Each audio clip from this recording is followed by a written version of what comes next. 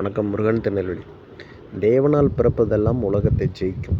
நம்முடைய விசுவாசமே உலகத்தை ஜெயிக்கிற ஜெயம். இப்படி ஒரு வேதவசனம்.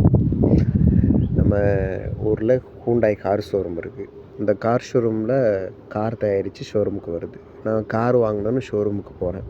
இப்போ அங்கே இருக்கக்கூடிய சேல்ஸ் பர்சன்கிட்ட கேட்குறேன், கார்ஸ்லாம் அப்படிங்கும்போது அந்த கார் அந்த சேல்ஸ் பர்சன் என்கிட்ட ஆன்சர் பண்ணுறாரு, சார் இதில் ஒரு கார் நல்லா ஓடும், ஒரு கார் நல்லா ஓடாது அப்படின்னு சொன்னால் நம்ம கார் வாங்குவோமா?